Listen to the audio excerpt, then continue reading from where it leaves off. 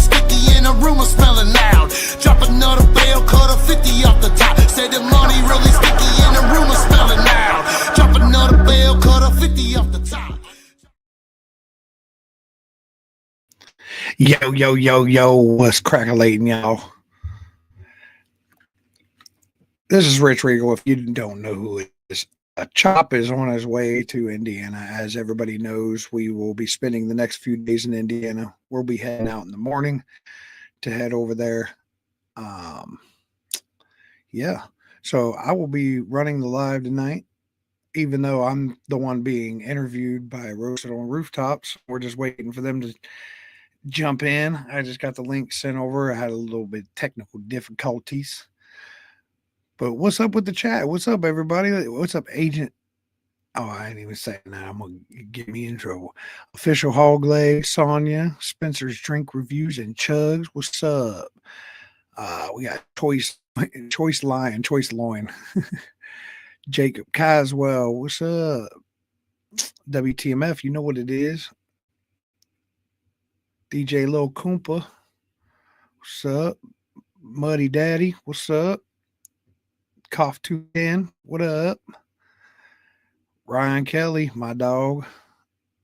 Ty the Dab King, what's crackalating, yo? Buck Forest, that new song fire. Oh, shout out to Buck Forest. I fuck with Buck Forest. What's up, Mama Chop? How you doing? Yeah, Rebel X's, baby. How many of y'all got tickets to Redneck Rave yet? If you ain't got tickets to Redneck Rave, then what are you doing? Because you should probably be on the phone calling your dad and having him call your mom to find out where you get your tickets, which is at redneckrave.com. What's up, Irish Patty? Micaiah. What up? Oh, and there I think we got us. Even though I'm the guest, I think we have a guest. And I'm going to bring up the guest as the guest because I'm the guest, but now he's the guest. And it's none other than Weedasaurus Rex. Yo, what's good, Rich? How we doing today? What's up, big dog? Oh, man, another day. Just crazy weekend trying to get everything, trying to get back in line from this weekend. Yeah, I seen y'all was tearing it up down there. Actually, one of my friends from West Side Columbus, OG, he hit me up and he was like, "Hey, you messed with any of them dudes down there that did this Cannabis Fest this weekend? Because I went down there and shit was dope."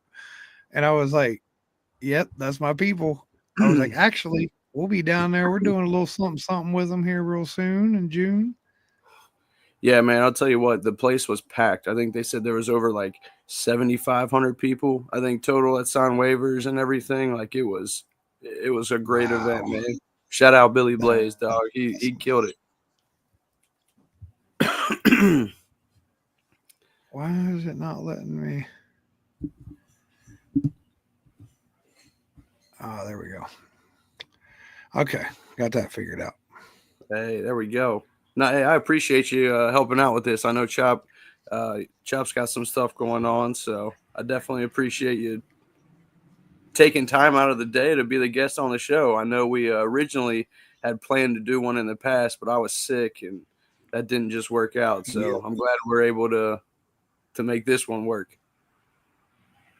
Hell yeah. And it was for anybody that doesn't know, this was super short notice. We kind of just put this together because we've been talking about doing it for a while. Like I said, I did one with Smokey, it did what we could do with it, but to get everybody involved is, usually the goal. And like I said, as you guys know, there's a meeting of the minds, if you will, going on in Indiana this weekend. So that's why Chop couldn't be with us tonight. And also tomorrow night, I won't be doing Winning Wednesdays because I'm headed over in the morning. I'm taking my group shot crew with me. Sloosh is going to come over and roll with us. So a lot of work. That's the thing. Everybody thinks that when we go do these things that it's a vacation, and it is not. No, I mean, there's still fun involved, and we get to see a lot of our people, but it's a lot of work. Like we've already got it mapped out. We're shooting a couple music videos while we're over there. We're doing content, skits, everything through the day, and then bam, in the studio all night. So whatever may happen, may happen. You don't know what the hell's going to happen. We don't know what the hell's going to happen. You might even see me there tomorrow. You never know. Hey, that means we did. Hi. Hey, I appreciate everybody for tuning in. We are on Country Rap Shit. I'm Weedasaurus Rex. This is Roasted on Rooftops. Shout out to Rich Regal. He is our special guest for the night. Man, I got a lot of respect for you, Rich. I met you probably a little over a year ago. And ever since then, man, I know we kind of just clicked. And I've been a big supporter, big fan ever since. And I'm thrilled to have you. Thrilled to have you on here. What up, So Scott? No, yeah, the respect is mutual for sure. Like that's the thing. Like you guys as a collective, even, you guys show up, you show out. It's always respect. I've never seen any of you guys be disrespectful to anybody. When there's when somebody needs help, you guys help. Like you aren't afraid to get your hands dirty. Like I respect that. And you guys do a lot for the cannabis community here in Ohio, which means a lot to me, and you guys are fighting the good fight that some of us can't, so. Right. No, that's love, man. Well, let's dive in. I know we got people in here, so let's tell the people a little bit about your journey into music and like what inspired you to pursue a career into music. Oh man, every time I get this one, it's a multi-part answer. So everybody knows, most people know I've been a tattoo artist for 21 years. I fell into that by accident. I hurt my back laying block. I laid block for probably 10 years, I'd say. And I loved it. Man, that's crazy work. I loved it. I absolutely loved it. I love working. But I hurt my back. My mom moved to place. So since I hurt my back, I went in there to help get things going and stuff. My stepdad kind of took that over. My wife, we've been together 26 years this year. She was like, you can draw pretty good. You've always been interested in art. So she went and bought me a cheap little tattoo machine set up out of the back of a tattoo magazine. And I went to town, and within like a couple months, I had a shit ton of clientele and was like, okay, I should probably do this the right way. So I went into a tattoo shop locally that I found out was hiring, handed them like 6 pictures. I was like, I don't know a whole lot, but I'm teachable and I know everybody in the town. And 6 months later, I bought the shop. That led into, I've always been a music lover. My daughter's named Harmony after Bone Thugs and Harmony. Her middle name's Sincere from Nas's character in Belly. So the whole hip hop culture since day one has always been a thing for me, all the way back to Grandmaster Flash and all that. I love that stuff. But I never thought I would be an artist. I did some freestyling with a friend back in the day on a karaoke machine, literally a karaoke machine playing like basically like instrumental karaoke CDs of like hip hop songs. And we would rap to it and record it on a cassette tape. And I wish for the life of me I could ever come across those tapes, but they're long gone. But I would be an artist. So with the tattoo shop, I started kind of DJing shows, and I started throwing metalcore shows, like hardcore, guttural, scream metalcore shows, because I knew a bunch of guys that did it. They didn't have a platform. So I was like, let me figure out what I can do here. Started throwing those. I was the CFO, I guess you would call, of Higher Power Promotions, which is an MMA coalition, and we were trying to come up with new ideas to make the shows more interesting. So I not only was DJing, but I started bringing local talent out to perform in between the fights. And I was like, hey, this is a thing. Next thing you know, I was like, what's going on? And I booked Lil White in my hometown. And still was not a rapper. I met an artist that night, and I ended up becoming their manager. It was FHSP, Fuck Hater Stack Paper. They talked me into doing a song that was about tattoos. The video went viral. Went to the county fair and passed out like 200 CDs and it just went crazy. And I was like, okay, I'm a rapper. And then we went on. We Ohio Award. There was the Ohio Hip Hop Awards, uh, Power 107.5 Award after Power 107.5 Award, like all these awards, and we kind of hit a pinnacle when we were all going different places in our lives, and it ended up just being me and Zachariah Kane. If you listen to my catalog, Zachariah Kane is featured on some of my songs. He's one of the most talented artists I've ever worked with, hands down. And he actually just bought a house like a quarter mile up the road from me, and we never lived even like within a county of each other, which was crazy. But regardless, so basically I was like, man, the swag rap stuff that we're doing is not really me. It's fun, but it's not me. And I bought on to a show and a Georgia Boys show because I was really interested in that new wave, and that was more me. I've always lived in the country. I'm a country boy. Just because I wear Air Force Ones don't mean I ain't a country boy. My buddy drove by yesterday, and they're moving boulders into a ditch yesterday on my property. And he's like, "What are you doing?" And it was Zachariah Kane, and I was like, "This is what you do in the country, boy. You move boulders, you smoke doobies, and move boulders." But so it just kind of, I fell right into it. I was like, this is where I need to be. I can talk about stuff that's in my life now. Before I was making music for what people wanted to hear. And when I kind of slid into country rap, I was like, now I'm making music that I want to make. And now that I have a studio at home for the last year, if anybody's been following my catalog, it's gotten way left field and brought back, and then way left field and brought back. I'm all over the place because I've been experimenting. I've gotten to open up. I've got a blues rock song coming with Demon Jones. So never in my life did I think that I would be where I'm at doing what I'm doing. And it was never planned. It was all, I have a newspaper article in my tattoo station, and the headline on the front page, it's me. It's an article about me. And they took a quote and they put it up there, and I tell everybody, this is it right here. This is key for Rich Regal. It says, I realized I was going to have to do it myself.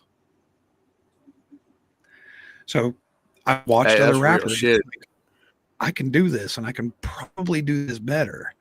And I took everything that I learned for years of promoting, like 3 years of promoting shows, and took it and put it into music.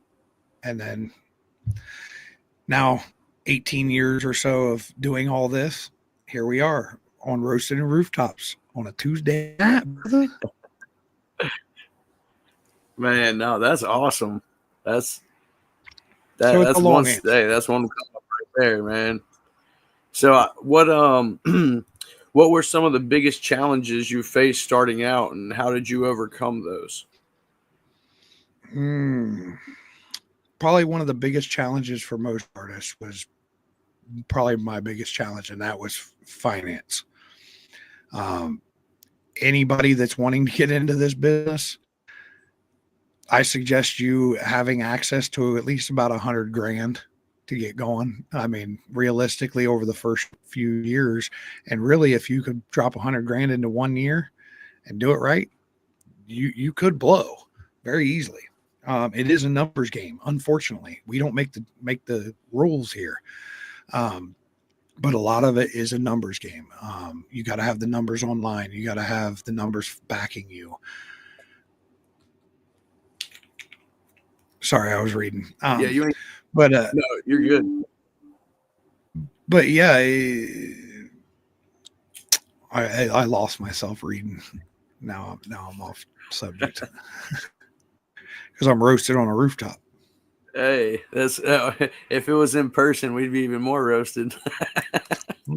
Yeah, let me grab my rolling tray, as a matter of fact. That's what I say. I was about to do the same thing. Cheers. Cheers.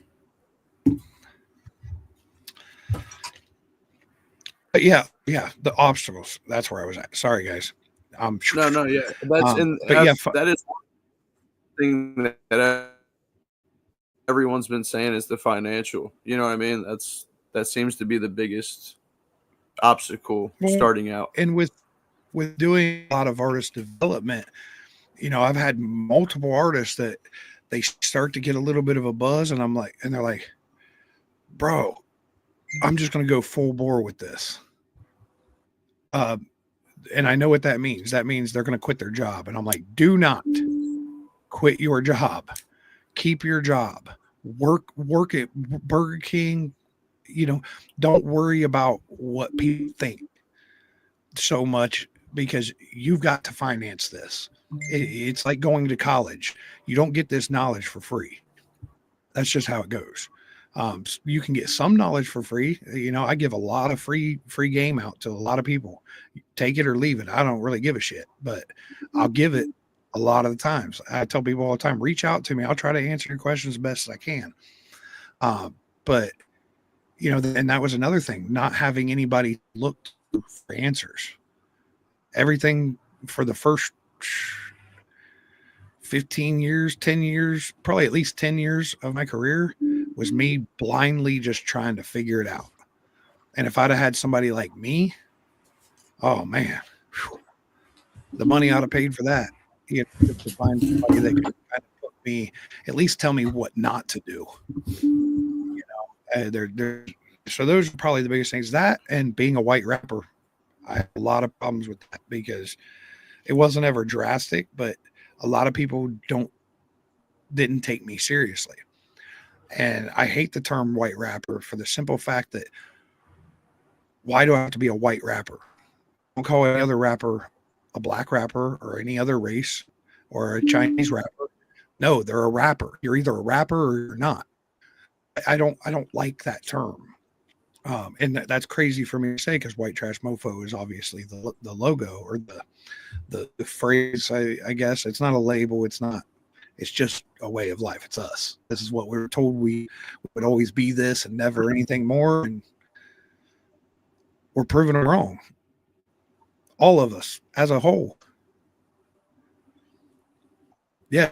Choice line. I mean, it just, the things that we had to hear, because, and still to this day, because people don't understand that it doesn't matter. It really does not matter what race you are. You can do anything. Like, I have an artist on WTMF that's an official WTMF artist that is a black country singer, and he is phenomenal. Shout out Tyler Truth. If you haven't followed him, make sure you go follow him. This dude, and I don't look at it like he's a black country singer, and he doesn't look at me like I'm a white rapper.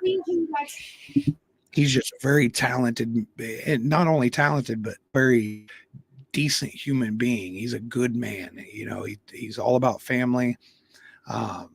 He I don't even think he curses in any of his music. If he does, it's very, very minimal. And it's probably on some old stuff. Darius Rucker got hung out to dry, like on the clothesline. Hey, he ain't nothing. He's just somebody trying to do something that he doesn't fit in. Why doesn't he? Because he sings better than you. That's the only reason that I would say. People find something. So, speaking of that, how has how's your music style evolved over the years? Has it changed much over the years? You broke up a little bit there. What was that? Oh, can you hear me better? Up a little bit. There, you're pretty clear. How has your music style evolved over the years? Oh man, do you still consider? Going back to that, do you still consider yourself a rapper? You know what I mean, a country rapper. I rate the country rap thing. At first, I didn't want to, because I was like, no, I'm a country boy that raps. And I still stand by that. I'm a country boy that raps. If you want to call it country rap, you can call it whatever you want. But now I definitely do stand behind the culture of country rap, true country rap, and country has evolved a lot in a very short amount of time. And some people don't like the evolution. Some people do. Some things I do like, some things I don't. That's just what it is. But definitely my style has definitely evolved a lot. Like I said, I'm getting ready. I've got the bluesy rock song with Demon Jones. I did like Looking for Love a couple years ago. That was like a almost 50s doo-wop with a new twist to it. But my pocket is that aggressive crunk style rap. I love it. I love it. I love listening to it. I love doing it. Like I was a big Little John and the East Side Boys fan, and Pastor Troy, and DMX. I love that. That something with a little Right. ass to it. I mean, and that's Wait, smart to expand your, you know what I mean, to expand that way because you're going to hit multiple audiences. You're not stuck to just one audience. You're gonna go for a lot more, and you're gonna get a lot more fans that way. when I just don't like when people take it upon themselves to put artists in a box. You have to understand we are artists. And in translation for me as a tattoo artist and a pinstripe painter and a painter in general, and a musician and all of these things, I'm an artist in every sense that I've pursued. So being an artist, I've also understood that artistic minds go hand in hand with autistic minds. Anybody that knows anything about autism means it's a very heightened creativity level. And I feel like artists, people that have artistic, creative juices, have a touch of autism. We are somewhere on the spectrum for sure, because we hone in on the creative side of our brain. So it takes us all over the place, and people try to put like Jelly Roll. Everybody's like, man, I really love his old stuff. So do I. But I love and respect his new stuff. And as I've gotten older, I've gotten to listen to him mature. I'm just using him as a reference because everybody knows Jelly. Right, But right. I know a lot of people that listen to the old trap stuff, which I love. And we have 2 trap songs by Jelly from back in the day. Um, and we love that Jelly. That's the Jelly we grew to love and we knew personally. But he had to grow and he matured.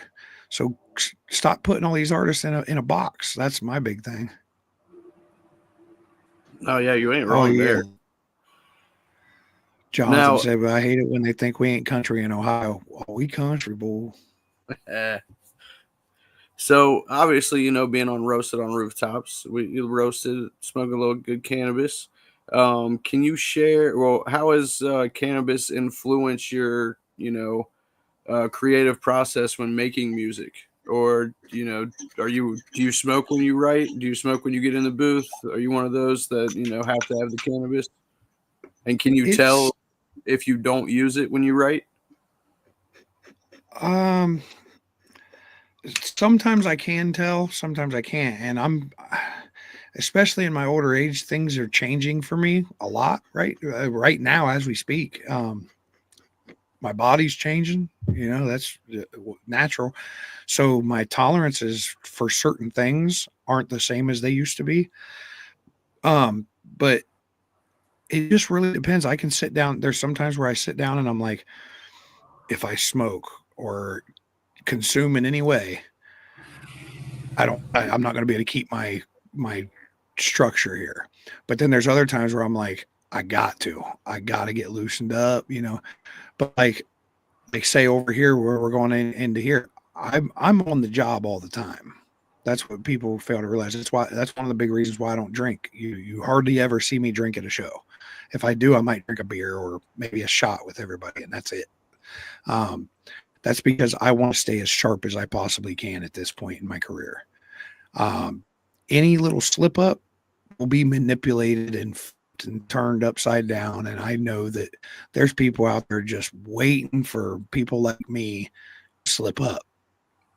So don't give a chance to catch me slipping up, You can't. then they can't really say nothing. So just keeps me sharp, like I'm not saying if I'm in a public setting or whatever, I'm not smoking. I always smoke, but I definitely moderate a lot more because I want to make sure I'm sharp all the time. No, and I respect that. Honestly, I really do.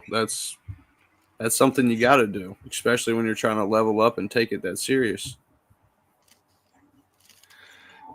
Yes, I did have a health scare, and it was a hell of a health scare. Sorry, I'm reading the comments Yeah, too. yeah, yeah. No. You're good. Getting old does suck, but here's the thing. I was just talking yesterday to another dude that I went to school with and stuff, and I was like, I really don't feel like I'm that old. I really don't. Like, I felt like, when my son was born, my mother-in-law was 35 years old. And I looked at her and I thought, man, she's old. And now I'm 43. And I'm like, I don't even, when somebody looks at me and says I'm old, I'm like, hey, mom, I'm old, bro. I'll still work circles around half these cats. But then I sound like one of those typical OGs, like, oh, I still work, but I do. Hey, you do though, and you ain't lying. You definitely will. I mean, you run circles, not just you run laps around them. It's more like a fast walk. But the thing is that's what people don't understand is while I'm making the metaphorical laps, I'm grabbing somebody each time I make a lap and saying, "Hey, let me help you a little bit." No, And you do. back around, hey, let me help you a little bit. You don't gatekeep anything, man. Like you said, you know, I mean, you really do. You try to give game and you try to help out as much as you can. I mean, I've learned a lot from you just by sitting back and watching. And that's my thing. I told people a long time ago when I started getting serious in music, they were like, "What's your end game?" And I was like, "Artist development." And unintentionally, I've been doing it ever since before I started rapping. I was developing FHSP, and then I ended up being the manager, ended up being part of the group. So, and not just artist development, but artist handling. That's the thing that's been lost in a lot of this, and people call it, glazing or, kissing people's ass or gawking them. No, we forgot that there is a position that should be there that's gotten lost, and it's artist handling. When I book an artist, and I'll use Justin as an example, if I book Justin in one of my venues and it's my show, I'm putting the money up. I'm the one making this show go. It's a WTMF Presents event. I want to do all the extra stuff to make that artist feel like $1 billion. The best that I can within budget and everything and within time restraints. And that's artist handling. If I'm out on an event and Justin's there or, FJ's there or, another, I consider major artists and industry standard artist, not standard industry artist, and they're not getting paid. Well, I know that I'm not the manager and it may not be my job, but I am an artist handler and I'm always going to take care of the artist. I'm going to look out for the artist and I'm going to try to fix things between artists. And that's been lost in this business is, as an artist, I would love to come to a venue where I get booked and, not pampered, but just be appreciated. And that's what I try to do is show these guys appreciation because there's so many times where us as artists get booked somewhere and we're just an act for the night. They're like, oh yeah, I don't care if you sold 500 tickets. I made my money and, here's a stage, make it happen. So I don't want artists to feel that way when when they come in on my shows. I want them to be like, damn, dude, Rich does what he can to make sure everything's as good as possible. Nah, man, Heather, let's get it. That speaks a lot. That speaks a lot, honestly. Hey, what up, KB? What's up, everybody out there? What's up, Zach? What's up, Heather? Appreciate everyone tuning in to Roasted on Rooftops on Country Rap Shit. I'm Weedasaurus Rex. We got Rich Regal as a special guest. Now, obviously, you said how you do a tattoo shop. You're into music. That's a lot to sit there and balance. So, how do you balance your personal life? You know what I mean, with the tattoo shop, your personal life, the music. How do you balance all that?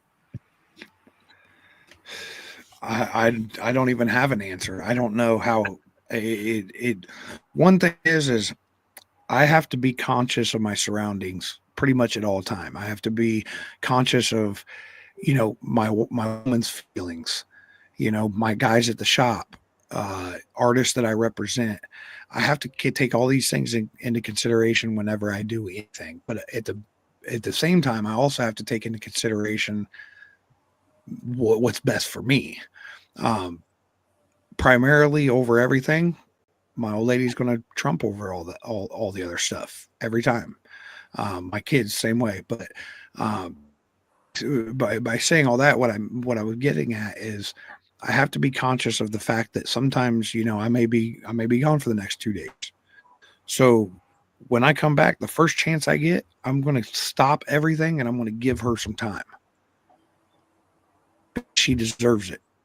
Absolutely. But she pushes me to go do all these things to pursue this career, and doesn't really complain, and when she does, it's very justifiable because sometimes we're gone for a long time. I just got a big opportunity that we'll be talking about in the future that is going to put me away for a good bit of time.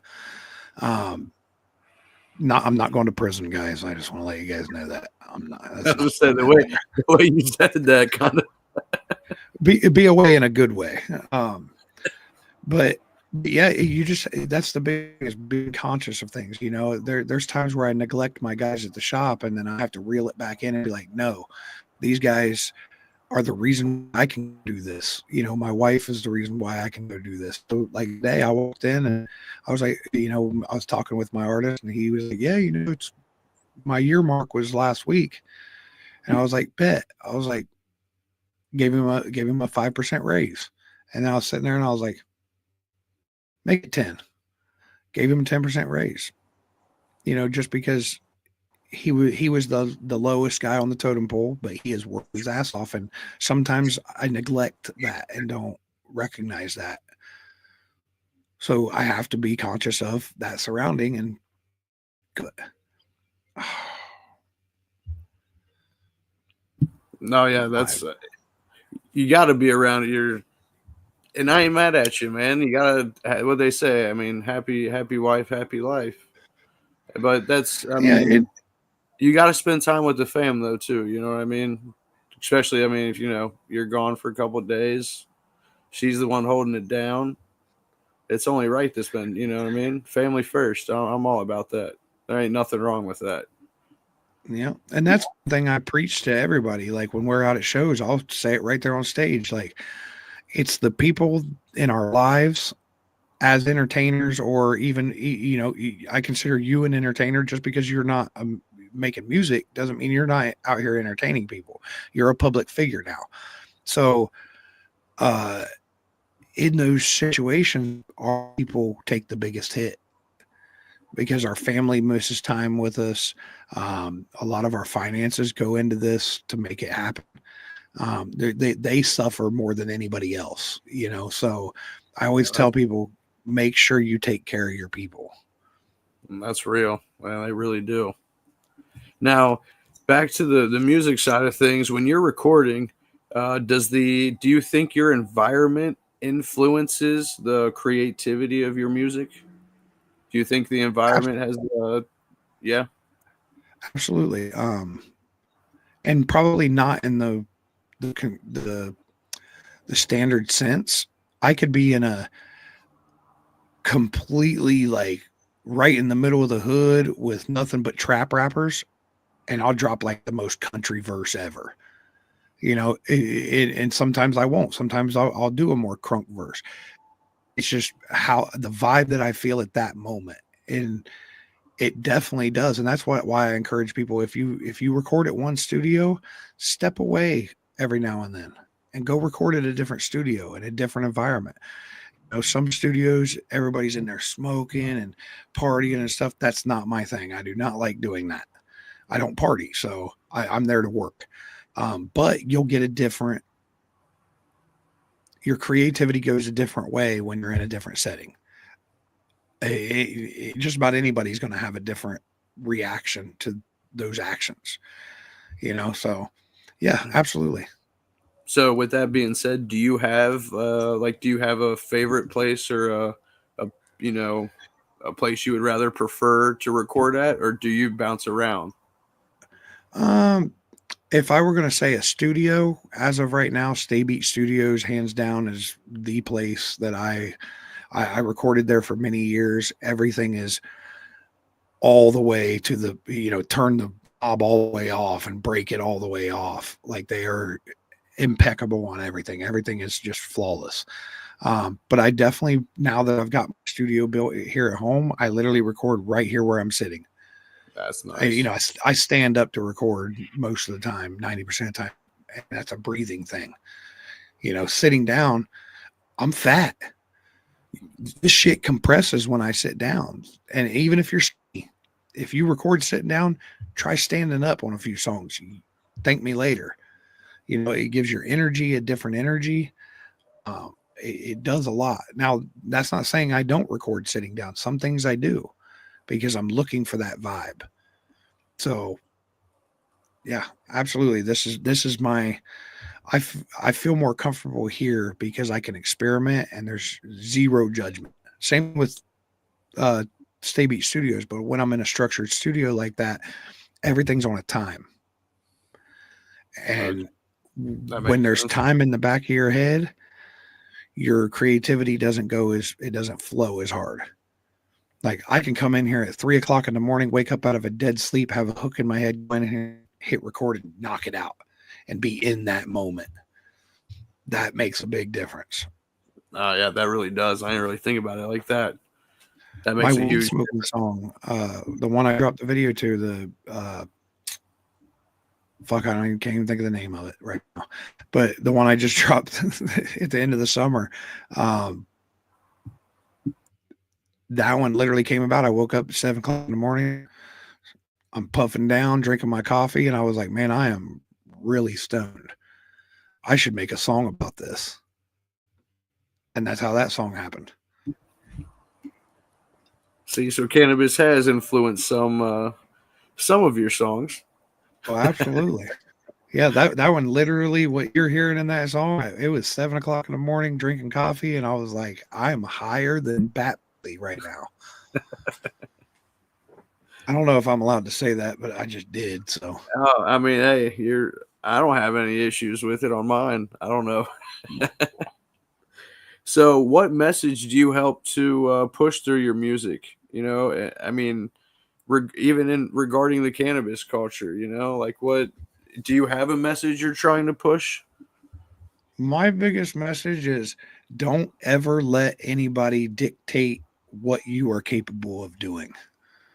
That's the biggest thing. That's what white trash mofo is all about. It's literally a big fuck off to the people that told you couldn't make it, or you were only going to be this certain thing, or you weren't going to do anything in life. One of my teachers in school was like, well, you'll be lucky to be a trash man. And I was like, well, pick me. I got something to say about that. And she was like, yeah. And I was like, well, a trash man makes about $3 more on the hour than a teacher does. And also better benefits because a trash man usually works for the city. So they get better, benefits all the way around. So, I mean, if I'm a trash man, then I'm already doing better than you, right? And that was no offense to her.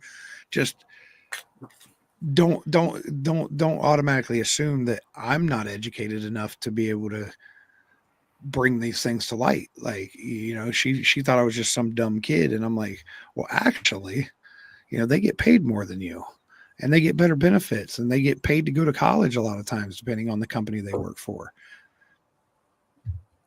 Yeah, it Their doesn't job seem just stinks. literally. But I'd rather throw trash than deal with kids. Like, I love my kids and I love kids in general, but I could not be a teacher. I couldn't deal with it. I just couldn't. I love kids to death, but Yeah. Teaching, yeah, it's definitely different. Now, how has have you always been a cannabis user? pretty much, I would say I remember the first time ever consuming cannabis. Okay. Yeah. And this is a pretty cool. I don't think I've ever told this on a podcast or anything ever. Um, but I'm going to call some of my friends out. So if y'all end up seeing this, the Deerfields, Joe and Bo, that's how country we were. Joe and Bo lived next door to us. Um, and Joe was a little bit older. Bo was right about my age. And we lived out in the middle of nowhere. Our next door neighbor was a bird dog kennel. If you listen to Say My Name in my verse, I say eating free pheasant just to get by. That's how we got that free pheasant and quail all day long because they were training birds or training bird dogs.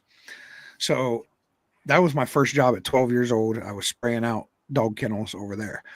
So Joe would get us dip and stuff like that. And then he came to us one day and he goes, "Hey, I got these roaches." And we're like, "Bro, get that away from us. Why are you carrying around bugs for, bro?" And we were probably, I want to say we were 11. If I'm not mistaken, it was 11. So young. And he was like, "Nah, man, these are what our parents be doing when we go to bed." And I'm like, "What do you mean?" Like, he was like, "You know what it smells like, pine?" That's what I'm talking about. I'm like, "Oh, well, let's try it then." We're trying everything. We're smoking cigarettes. We're dipping. We're dipping while we're smoking cigarettes. We're smoking Philly Titans for no reason whatsoever. So we all, there was like 6 of them, these little roaches, and it was just us 3. And we smoked these roaches. And next thing you know, we're in the hay barn, just laying on the hay, going, "Man, this is crazy. Like, I think I'm drunk." Like, we didn't know what was supposed to happen, what was going to happen. It wasn't like when you put a dip in when you were 11 years old and you get that little spinny head feeling. That's what we thought was happening. No, we was over here like, what is life right now? So that was my first time. And then I used to gank it out of my stepdad's. He had a Maxwell House 10 on top of his toolbox, and he had some scraggly ass buds in there all the time, and I'd grab a couple out of there.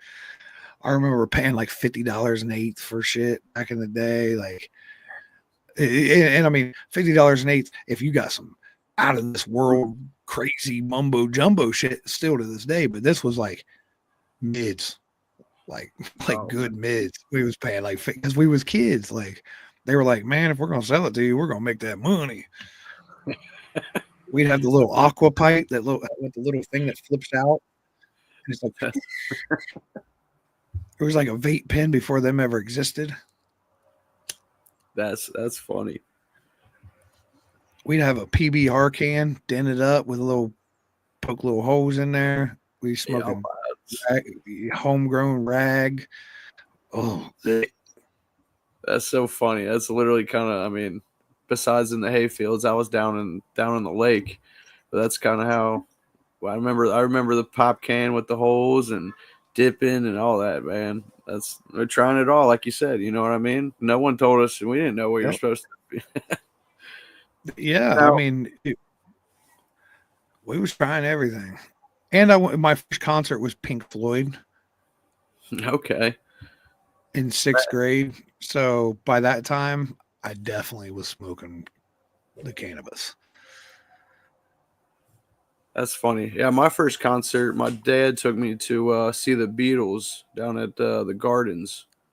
Now, obviously, a few of them weren't around, but I was still pretty cool. And then the first one I actually really went to was Rascal Flatts and Taylor Swift before Taylor Swift got popular.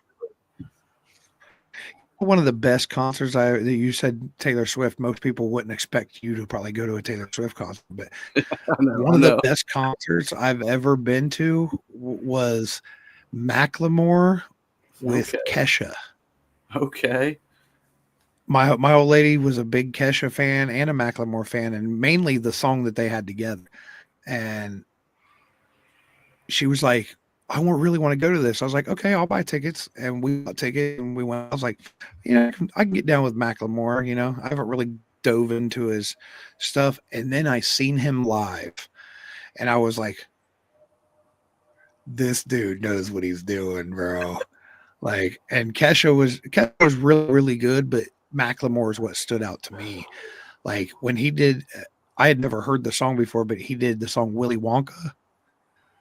And if you haven't heard Willy Wonka by him, that is a banger, bro. And if you have heard Willy Wonka, now go to YouTube when you get off here tonight and check out my song Turn Up and compare that. Okay. I heard a couple things in the beat that I heard live that really stood out to me that I never thought about, that are very subconscious things. And I had, who made that beat?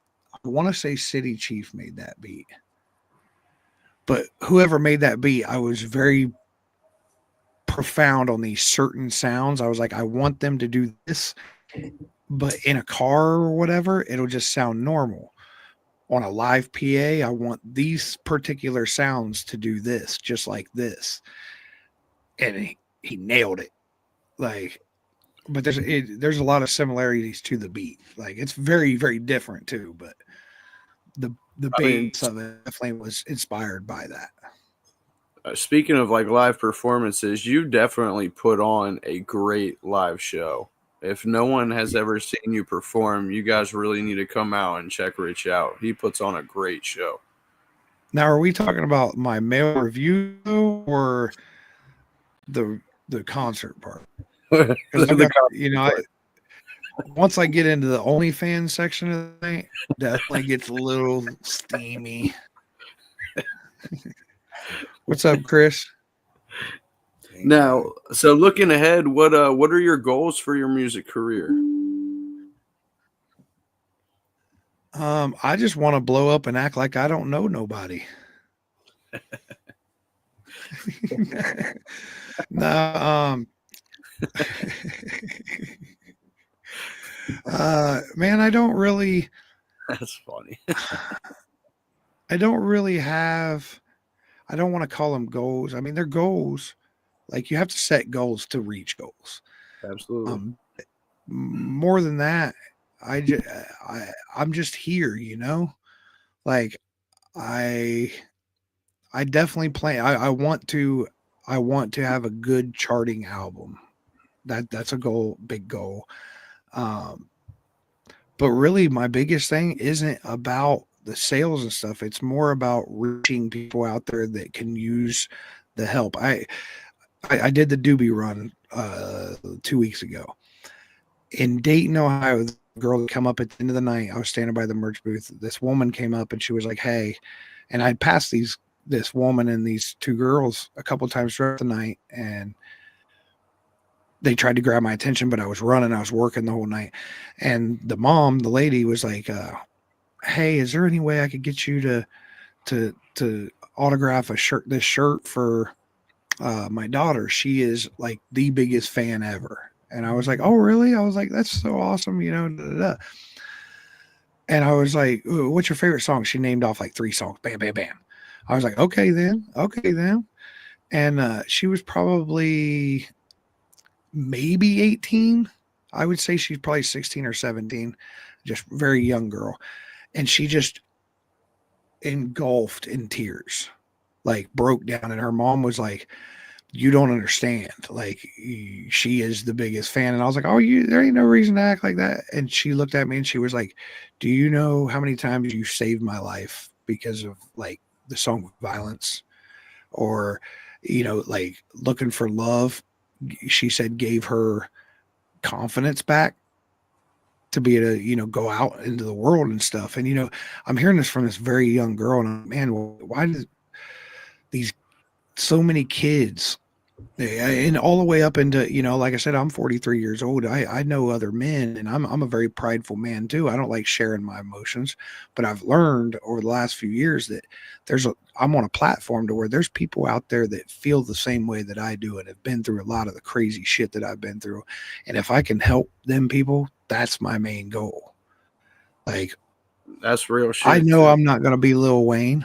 I'm not delusional. I know I'm not a mainstream artist. I do very underground sounding music, and that's why my fan base is a real fan base. I don't have millions of numbers, and those people buy tickets. my lower numbers, but I retain those people because I can relate to these people, and I'm sharing my story so that they can, so this can hear bawling her eyes out in this venue, and she did not care. She just that's the stuff that really should put things in perspective for these artists. Every time they make a move, whenever you make a move, you got to think about that kid or this dude or this woman that you changed their lives because of something you said. Now you just said something that is super negative. Now you've pushed these people away. You can't keep that integrity at that point. Yeah, no, that's deep. That's real deep. What up, Steve? What's up, everybody out there? Appreciate y'all tuning in. Steve is another one. That's a big plug that I feel like sometimes he gets, I don't want to say looked over because everybody recognizes Steve, and he's really, his music stuff, he's starting to get recognized, but he's one of those people that he would literally help anybody. He jumped in the car and took off with me on the Doobie Run for 4 days, never asked for nothing, tried to pay for everything himself, helped me carry every single thing. He carried twice as much as me half the time because I was doing PR stuff. And he puts people together. Like he's talking about the motorcycle shop. Shout out NFG Motorsports, baby. You're going to see them at Redneck Rave. They're going to have a couple booths. Fat Boy and Brian and everybody up there. They're really doing a lot in Columbus, on the west side of Columbus, to have a good riding community for these stunt riders and all these riders. I mean, I'm not a stunt rider. I ride a Harley Davidson, boy, and I'll get right out there. We haven't gotten to ride together yet because I just met him. But Steve is the one that's connecting those wires, and he just went out to St. Louis and was hanging out with Motter Clark. They ended up doing a little soiree, if you will, since everybody was out there stunt bike riding. It was a big ride. There was hundreds and hundreds and hundreds and hundreds of riders. They had a thing at the Mississippi Soundhouse studio with Mo, and just kind of free thing, come hang out, have a drink, whatever, So Steve is one of those people that makes things happen too. Oh yeah, no, he definitely does, and he's a big help too. I reached out, for some advice to him, and he was quick to help out. What I mean? He wasn't gatekeeping or nothing like that. What I mean? He was, oh yeah, man, here you go. So I definitely appreciated that. Now, is there any artist out there that you would love to work with that you haven't worked with? Nope, everybody's trash. I'm playing. Definitely one of my big ones is Tech 9. Okay, yep. I fucks with Tech 9 is absolutely the GOAT to me. Yeah, like as weird as it sounds because they're nothing alike. Looking for Love was inspired by Red Nose. He did Red Nose back in the day. If you listen to Red Nose and listen to Looking for Love, you might catch it. It's totally different, but that was very much an inspiration in my head.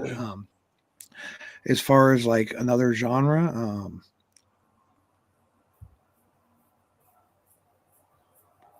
James Hetfield from Metallica.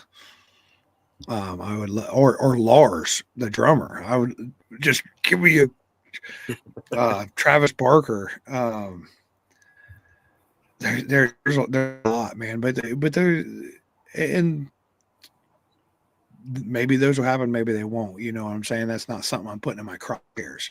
But that would be really that'd be really cool. Tech 9 definitely is probably right up there with the top. Speaking of those other names you mentioned, I feel like you were like one of the first ones to bring like a drummer and all that into all this. I don't know, correct me if I'm wrong, you know what I mean? But I'm sure there was other ones. You gotta think people consider Rehab kind of country rap, and they're full band. Shout out to Rehab, by the way. Danny Boone's one of my favorite singer-songwriters. But yeah, I'm sure there was plenty of other people that were doing it. But a lot of what you see with my performance between the ego box, the geysers, the cold sparks, all that. Think about a heavy metal show. All those things that I do are based off of a heavy metal show, and that's free. Y'all, I'm telling you how I came up with the method to. And the biggest thing is I create a performance that would see. I want to be entertained. I want to laugh. I want to cry. I want to get crunk. I want to stand on speakers and jump off, but I'm too fat. But I'm getting there. I'm getting there, 40-some pounds down. But I said if I get to 240, I'm stage diving for the first time in my life. So y'all motherfuckers better catch me. I'll be looking like a bobblehead out here if I get to 262, I think, right now. Hey, you'll get there. You'll get there. I'll be looking like a bobblehead. Shout out, Paul. Love you, bro. But everybody they're like, man, what happened to Paul Wall? Is he sick? I'm like, no, he just got healthy. But he was a big dude, so your head don't really shrink when you get little. Fuck with Paul Wall. That's funny. Yeah, that's Jokes and Tokes actually, I think, is trying to come out there and perform a little venue placed by us. It's like a little dispensary / venue. Yeah, we've talked a few times, and Paul, yeah. A little, OG back in the day. We did a show with him in Columbus this last year, and it was super dope. He actually stopped and he was like, man, hell of a fucking performance. And he was like, hey, you got your camera? He was like, get a picture. Stopped his security as he was leaving and shit. And he wanted a picture with me. There's my 2 seconds of fame right there. That felt good. You know what I'm saying? Because he watched the performance. He seen what I did to raise the crowd up for him. And he recognized it. He was one of those artists at his level to stop and recognize it and then be like, hey, let's get this pic. I was like, bro, dude, Paul just asked me for a picture. That's dope. That's super. I was like, yeah, that's about as dope as it gets right there, boys. Oh yeah, it is. Hey, what up, Cartoon? Well, I guess for the last question, we'll wrap it up. What can fans expect from you, both musically and I guess in any relation to cannabis? You got any projects or albums you're working on? Like, was there anything they can? Projects, not so much. They'll come. Those type of projects happen just when they happen. You know what I'm saying? Because those, and I hate to use this term. It sounds cliche when we're talking about cannabis, but that's organic. When I do something that's a lot of songs reference cannabis a lot because it's definitely been a pivotal part of my life. It keeps my levels level. I've cut back a lot. I mean, the old lady was just talking about it. She was like, you don't smoke as much as you used to. And I was like, no, I really don't. Like through the day, I stay, I might hit one in the morning, but other than that, I'm pretty good all day. I'll take naps. I'm getting old. If I hit that through the day, I'm gonna be like, man, I got shit to do, and I'm gonna probably lay down here and take a little nappy nap. So I just don't do it. And I get home, I hit one, I smoke that one. I'll probably smoke another one before I go to bed, and that'll be it. And I used to sit here every night and just pound them. I be them Callies, boy, packing up them big old giant Callies every night. With mountains of goop on there, and now I'm like, dude, I got this the unicorn. Yep. Luca unicorn. Love it. He said it's perfect. It's just enough, you know what I'm saying? And it heats up real good. It's efficient. It heats very cleanly and evenly.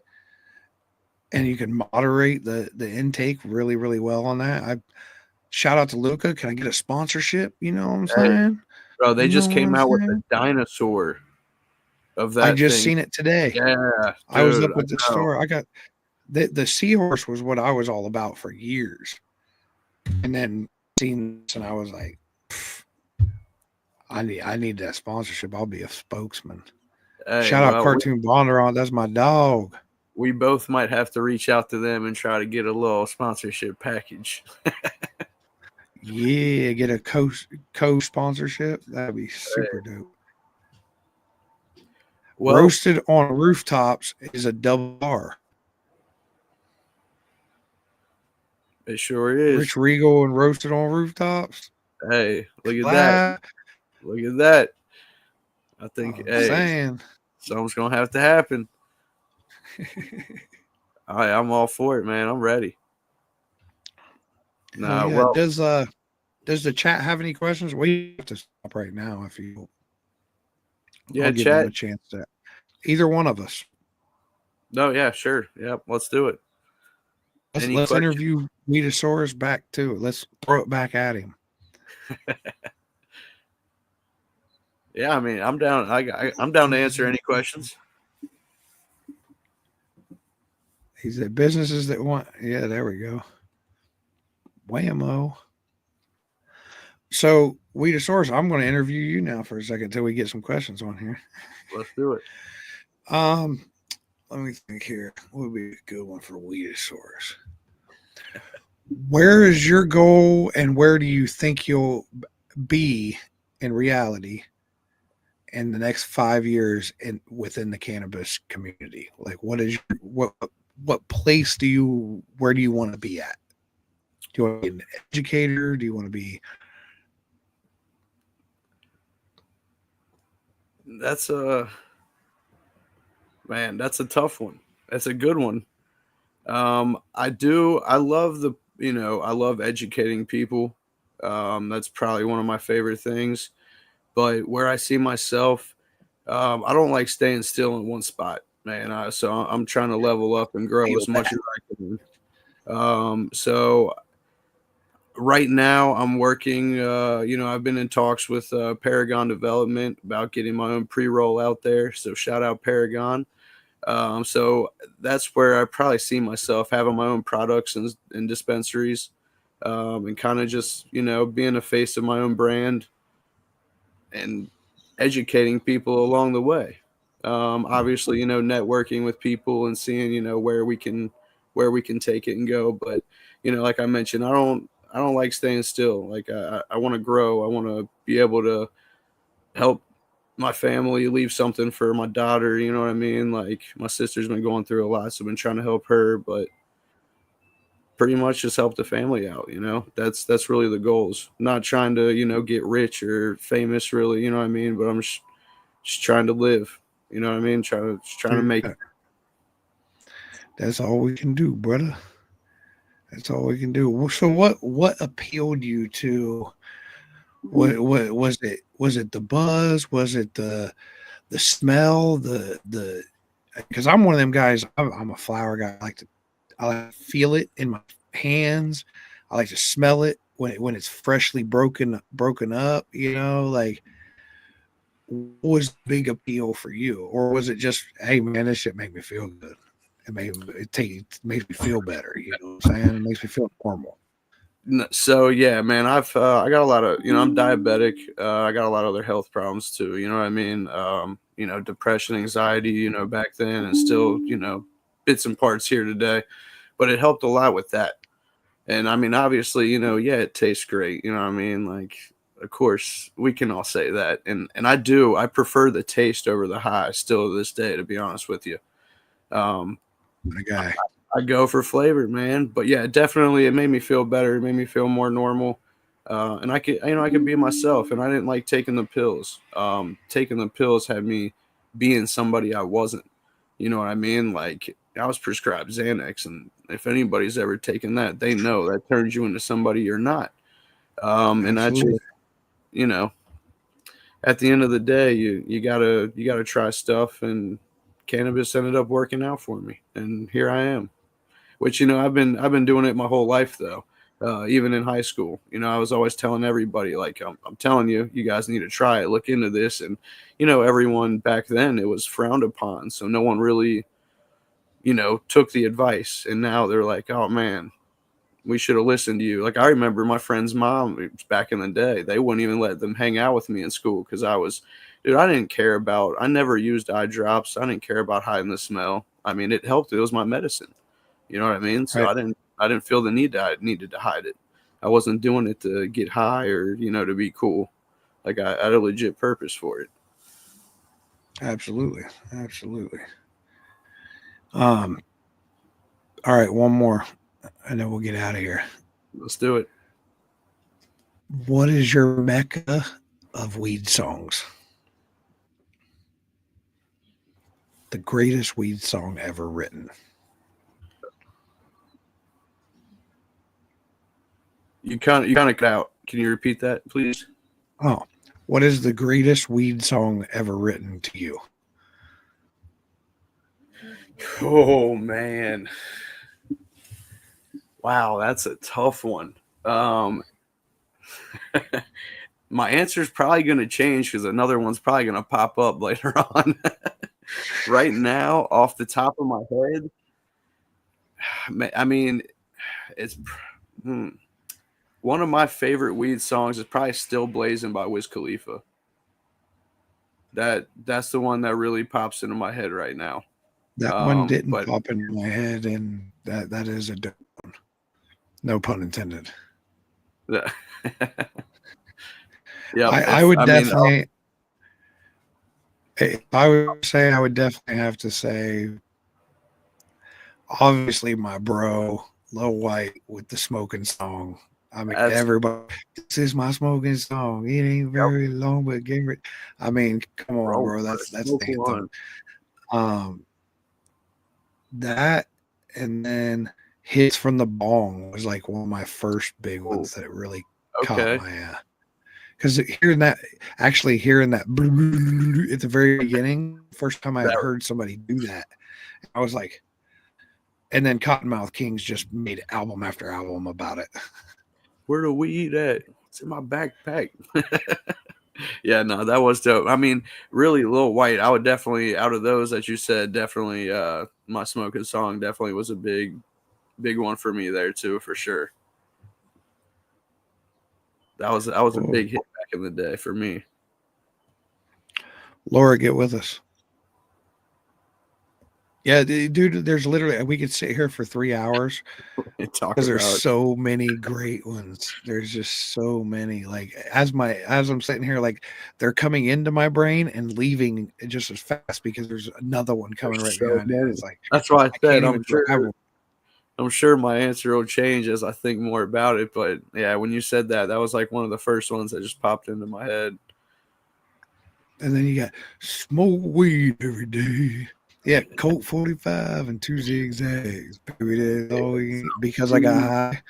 Afro Man. Dude, there's so many. We could have a show just on that. All right. Maybe you should do a review of an episode that's a 2-hour review of all weed songs and have to submit them. Even if it's something that, is mainstream, they have to submit it. That would be cool. I like that. That would have been a good 420 show. Yep. We might just have to do that. All right. Well, shout out to the chat, y'all.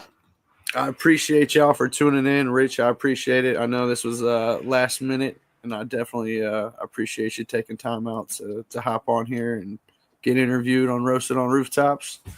I appreciate everyone out there watching.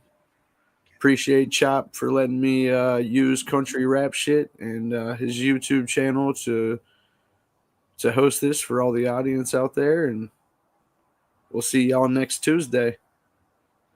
Yeah, thank you for having me on Roasted on Rooftops tonight. I'm glad we finally got to do that. That was a really good interview. I liked it. We touched on a lot, and I got to interview you back, so that was pretty cool. You did. We flipped on it. I'm gonna play a song as we go out. I'm hoping this works. I'm still learning how to run everything, but hopefully this works. And if it does, This is another fellow Ohio boy, cowboy killer with Lucky Jeans. Can y'all hear that? Yes, sir. Short tonight. Get ready for Indiana tomorrow. Shout out Roasting on Rooftops. Shout out Country Rap Shit.